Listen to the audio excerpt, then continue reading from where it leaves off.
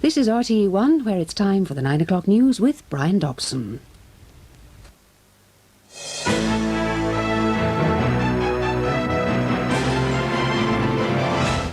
President Robinson is to meet Queen Elizabeth at Buckingham Palace next week.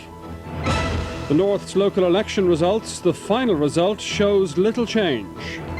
Bertie Ahern backs the case for a new national pay deal.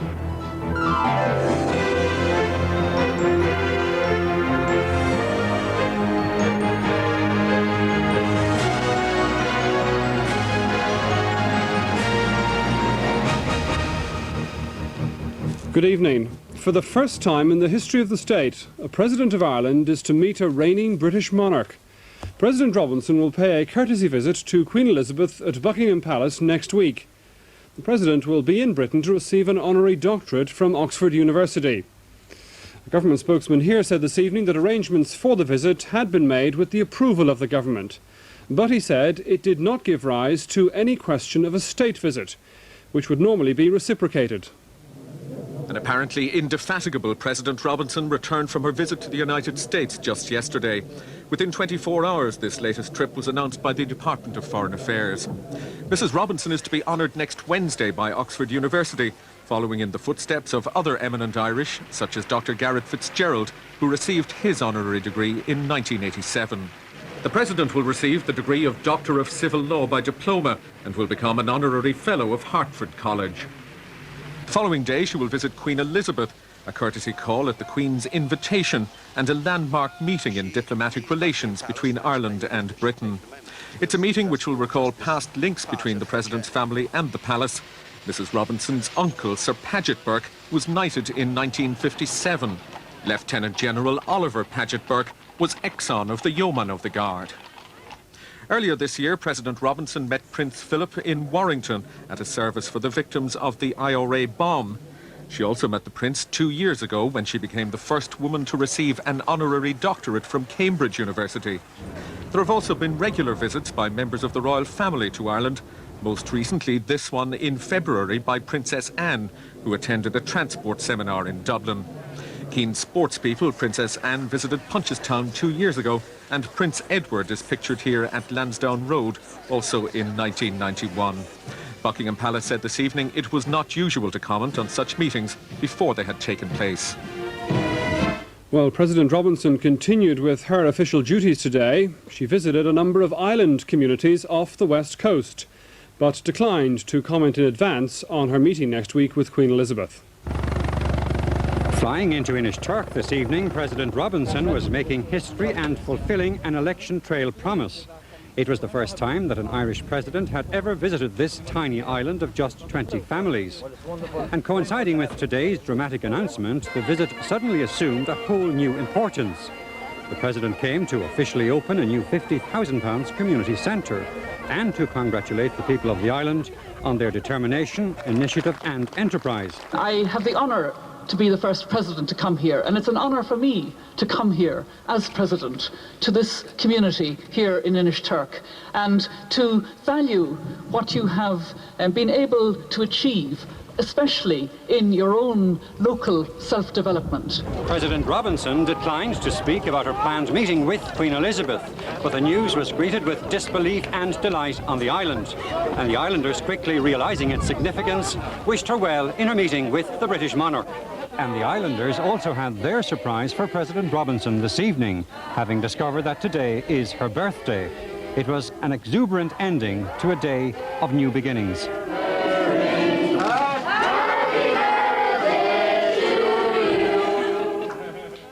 President Robinson on Inishturk today. Tonight's other main news, counting of votes in the Northern Ireland local elections ended this evening, with the final result showing a drop in the vote for the Ulster Unionist Party, while the DUP has reversed its decline in the North's local councils. Both Sinn Féin and the SDLP increased their share of the vote, but Sinn Féin made larger gains in seats. The Alliance Party also did well. In Belfast, Sinn Féin were well ahead of the SDLP. The city's Unionist Lord Mayor, Herbert Ditty, lost his seat, while the two McGimpsey brothers, seen as moderate Unionists, both won seats. The SDLP gained control of Limavady and tightened its grip on Derry. Nationalists now control Maghera Felt Council. But in Fermanagh, the Unionists still have a majority. The final tally of seats is as follows. The Ulster Unionist Party 197, the SDLP 127, the DUP 103, Sinn Féin 51 and the Alliance Party 44. Much of the drama today was in Belfast City Hall as the crucial votes for West Belfast were counted. Sinn Féin had plenty to celebrate as the boxes for the Falls Road told the story of their success.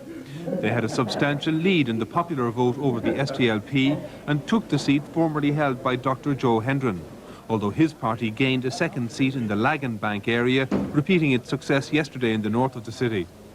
On the other side of the political divide, the career of controversial Lord Mayor Herbert Ditty was ebbing away as moderate unionist Chris McGimsey made his entry into council politics in the same ward. The eventual turnout in the city left unionists with a majority of 3. In the west, Derry City Council is now firmly in SDLP hands, as is Limavady. John Hume said today that his party would continue its policy of partnership in areas where it had control. Elsewhere, Magherafelt Council changed hands and is now in nationalist control, but Fermanagh kept its slim unionist majority. It's clear that west of the Ban, unionists were in retreat in this election due to population movements and internal party difficulties. On the broader front, Ulster Unionist leader Jim Molyneux saw nothing in the results to justify a change in his party's stance on talks, while Dr. Ian Paisley remained firmly opposed to any resumption under present circumstances. There'll be no meeting of Irish ministers until Articles 2 and 3 are over.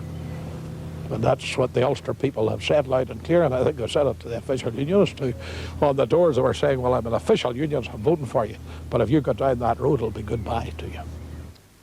At the end of the day, this was a local election, and it may be hazardous to read too much into the results in terms of constitutional issues.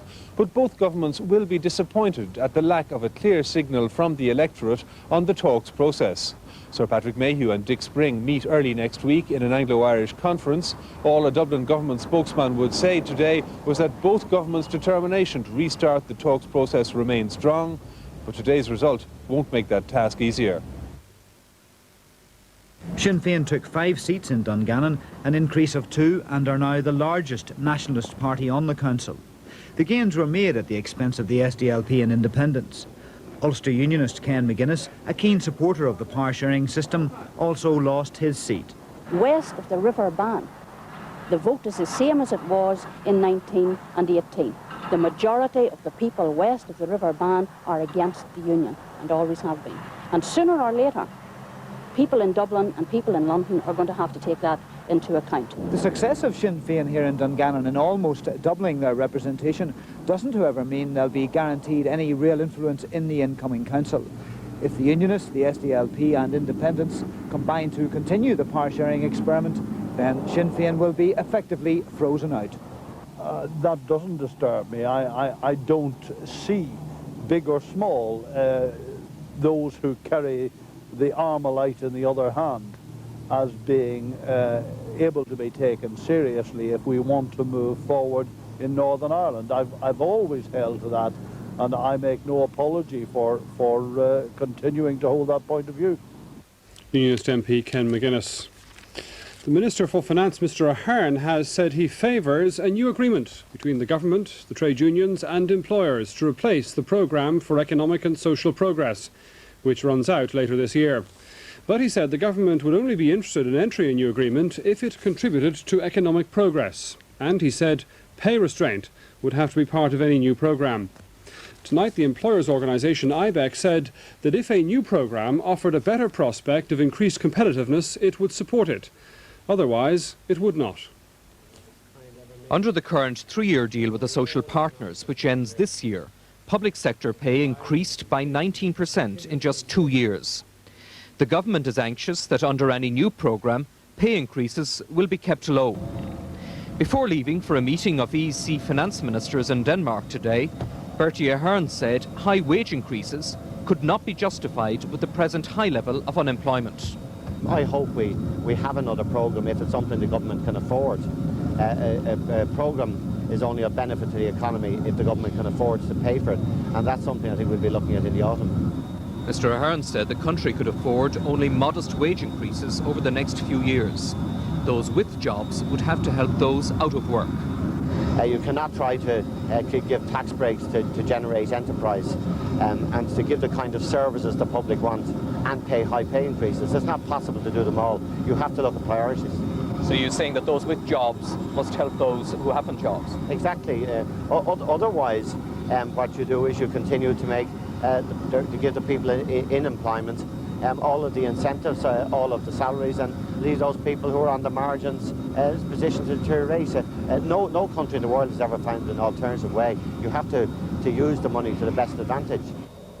The meeting of EEC finance ministers in Denmark, which Mr Ahern is attending, will review the operations of the European exchange rate mechanism in the aftermath of the currency crisis. A report is being prepared for the Minister for Health on how a 4-year-old girl had her arm broken by a male nurse at a Dublin childcare centre. The Minister had asked for the report from the St John of God Child and Family Centre in Rathgar, after details of the incident were revealed in a court case taken by the child's mother.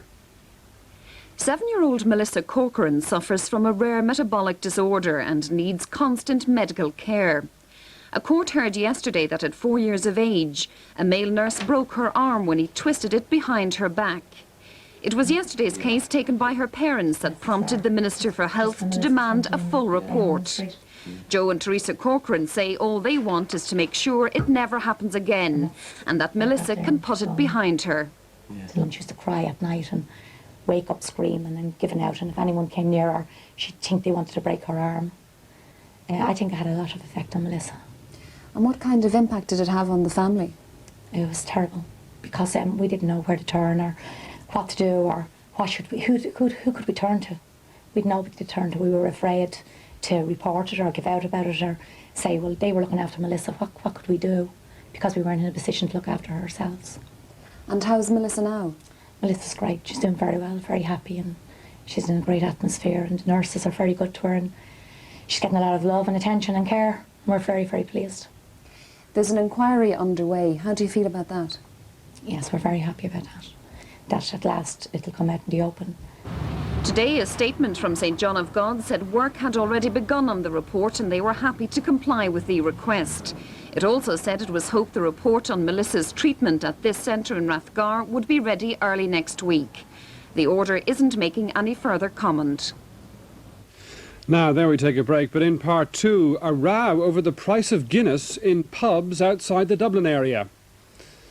But there was no dispute in the Cheers bar as last orders were called for the last time. That and more after the break.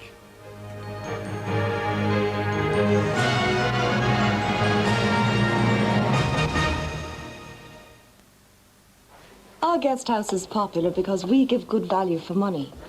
When it comes to washing up, we need a liquid that gives us the best value for money.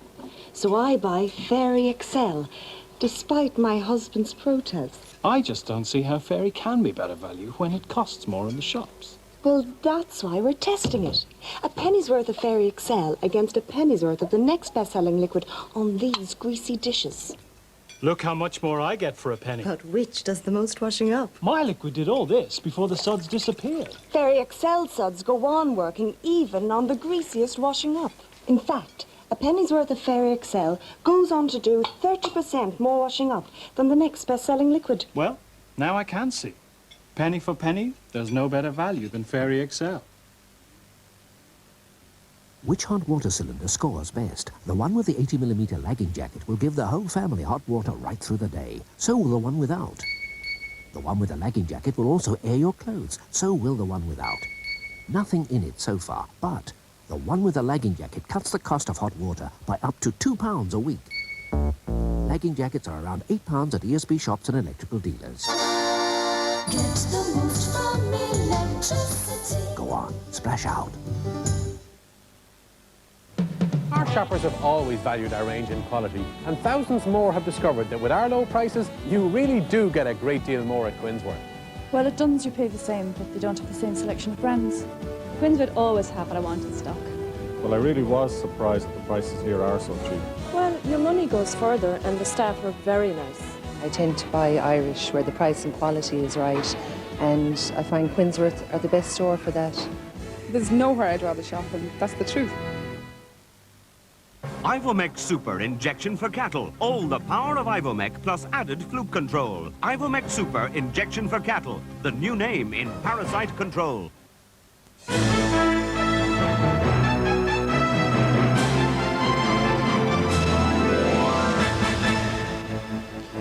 Hello again. The main news tonight is that President Robinson is to pay a courtesy visit to Queen Elizabeth at Buckingham Palace next week. It'll be the first meeting between an Irish head of state and a British monarch. Publicans outside Dublin are threatening to boycott Guinness's unless the company reverses plans to increase the price of a pint by 2 pence. The Vintners Federation says its members will stop selling selected Guinness products from the beginning of next month. Guinness said tonight the increase will go ahead. The Vintners Federation represents 6,000 publicans outside of Dublin, and they're in militant mood over the proposed Guinness price increase. There are quite a number of options open to them. The first one, which is likely to take place, is on the 1st of June or thereabouts, where selected products from the Guinness stable, and Guinness have a wide range of products, not just the stout, but they have ale and lagers. Some of those products in different areas of the country will be selectively destocked. We're very disappointed because we've been asked by the government in the budget for restraint. The Federation took a policy decision at our AGM in May that we would show restraint. We are hoping that there won't be a price increase this year, and we have talked to a number of our suppliers to get them to hold off. But Guinness say they're the ones who've held back on price rises over the last number of years. This one is unavoidable, and they're determined it will go ahead. Nor will they give in the face of the Vintners' action. Well, we think that action is very unreasonable because what it does is it hits directly at employment in Irish breweries. We employ about 2,400 people in Ireland. We have a very substantial input to the Irish economy, and we feel that an action like this will purely allow imported products to come into the market. The publicans say they'll be calling on their customers to support them in their boycott. For the drinking classes, that could mean a break with some very well-established habits. In Cambodia, the Khmer Rouge has once again threatened to disrupt the country's first elections, which get underway on Sunday. That's despite a warning today from the United Nations Security Council that any group which tried to sabotage the poll would face unspecified measures. It's been a bloody election campaign so far, but the UN in Cambodia says it's confident most people will vote on Sunday. With 48 hours to go to polling, the UN Transitional Authority in Cambodia is prepared to admit the election campaign hasn't been trouble-free, but they're still keeping the good side out. There will be some security problems. It's possible, for example, that in parts of the north this will occur and some Cambodians might be deterred from making the commitment to vote, but the majority of them will vote. The Khmer Rouge, who killed 1 million Cambodians in the 70s, has been hammering away at any efforts towards peace since the start of the year. From their base on the border with Thailand, they've been terrorising communities like this one. The threat they pose is so great, the UN has just decided to take its peacekeepers out of here. Government troops have been left with the job of protecting their own people, and the commander says he's confident they'll be able to do just that. But during Cambodia's first election campaign, the government of Hun Sen stands accused of the most political violence. The main opposition party has had more than 30 of its politicians assassinated since the middle of last year. As polling day draws near, the attacks have intensified. The 5-day-long elections will go ahead all right, but in the shadow of a gunman. A couple from RD in County Louth recently drove to northern Bosnia with a van load of food and toys for refugees. Orlando and Susan Thomas have now set up an aid appeal, and they say they plan to return to Bosnia in the next few weeks with 50 tons of supplies. Working in the oil industry, Orlando Thomas has been all over the world. He's seen famines and wars in several African countries, but nothing had prepared him for Bosnia. In the past week, he and his wife Susan have filled their home with aid. They know firsthand how much it's needed. We visited one place there that was a converted milking shed. There was 20 families living there, all remnants of families. There was just old men, any children there, boys over 14 or 15, we were told that we had their throats cut. The Thomases are now linked to the charity organisation Human Relief. These days they spend their time making plans to return to Bosnia. Well, I met a young boy of 23 at a football match watching football. He had no leg and a foot blown off by a mortar bomb. I also met his friend, a medical student. They were both medical students in a so-called hospital. He helped amputate his leg and foot in a garage to save his life. And I promised this boy to take him back some crutches and new clothes, and I must do that. We spoke to women there that have been raped, watched their daughters being raped, watched their son have their throat cut, a 10-month-old baby put on the table and had his throat cut. It's these people and thousands more like them the Thomases want to help. Refugees driven from their homes in northern Bosnia. The Thomases say they've acted as witnesses in Bosnia for the Irish people. We've used our eyes for them to see what's going on there, and if everybody pulls together, if everybody just buys one can of milk or something, a can of beans, on an ongoing basis, it's not just a one-week thing, it's got to be on an ongoing basis. There's a lot of people that can afford things. We can afford to buy things to take out there. We're giving up our time. I couldn't carry on with my life again without helping those people in some way. And for anyone who wishes to contribute to the Thomases' Aid appeal for Bosnia, the telephone number is 041 26410. The former Minister for Posts and Telegraphs, Dr. Conor Cruise O'Brien, gave evidence in the High Court this afternoon in a case taken by a book publisher against RTE and the Independent Radio and Television Commission. Brandon Books says RTE acted wrongly when it refused to broadcast a radio commercial featuring the voice of the Sinn Féin president, Gerry Adams, advertising his book of short stories. Brandon Books asked RTE to broadcast a 20-second advertisement which featured Gerry Adams talking about his book, The Street and Other Stories. RTE refused, quoting various sections of the Broadcasting Act, including the controversial Section 31, which RTE interpreted at the time as meaning that no member of Sinn Féin could be interviewed about anything. Following a recent Supreme Court ruling, RTE has since modified that interpretation. The court was told that RTE's view was that Gerry Adams was widely known as the president and spokesman for Sinn Féin, an organisation which the Supreme Court considers to be part of the apparatus of the IRA, and that RTE considered one of Sinn Féin's aims to be to undermine the organs of the state. Brandon Books from Kerry wants the court to declare that RTE policy, as it stood last year, is null and without effect. The company wants the court to order RTE to broadcast the 20-second advertisement, and it wants a damages award. A similar but separate action is being taken against the IRTC.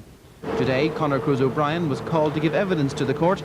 He had supplied an affidavit to the legal team representing the IRTC.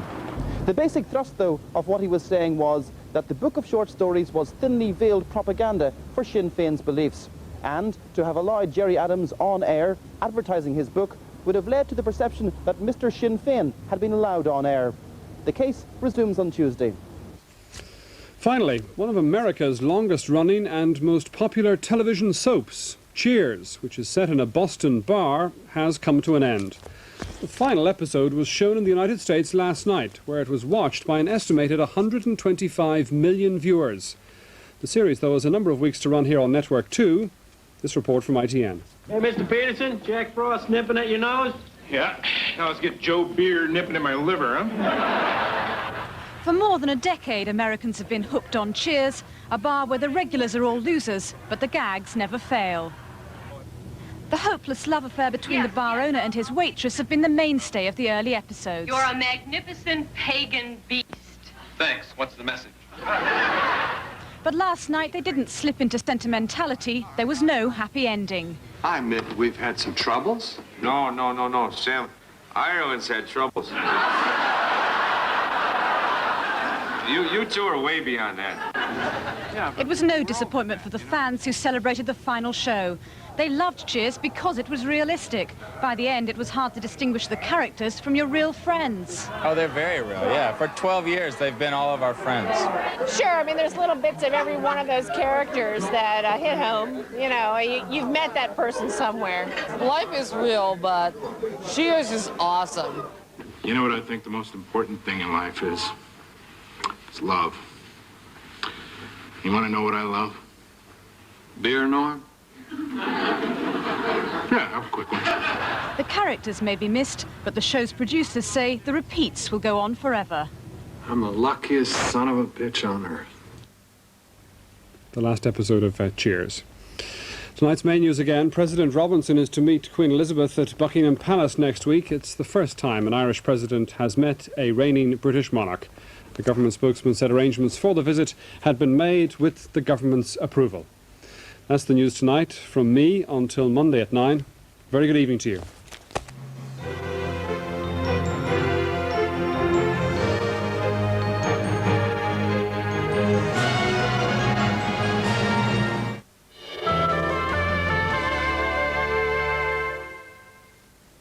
Good evening. Well, if you're out and about over the weekend, keep a raincoat handy, though keep a light one handy, because although there will be some rain around from time to time, it's going to be pretty warm and humid as well.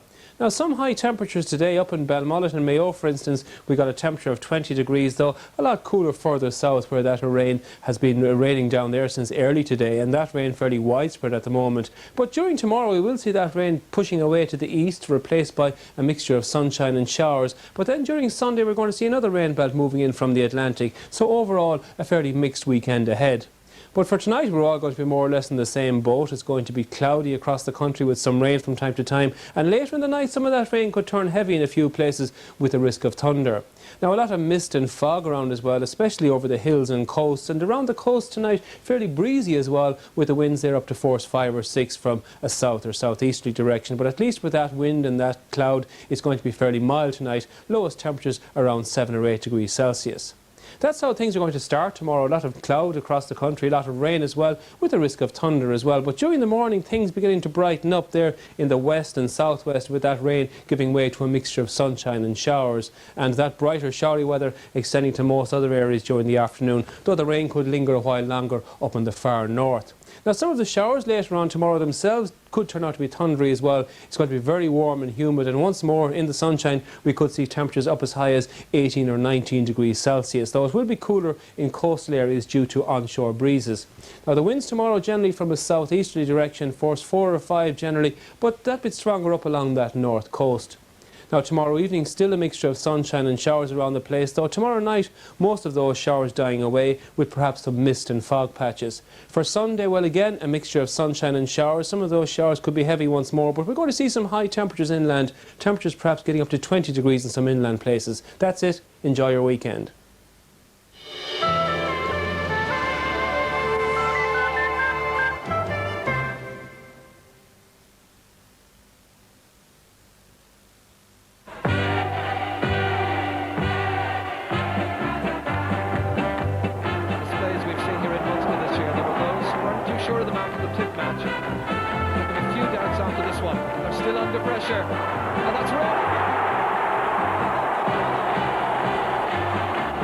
The ability to get inside Sean Cullen, sending in a ball from a difficult angle, and Alan Neville puts it over the bar.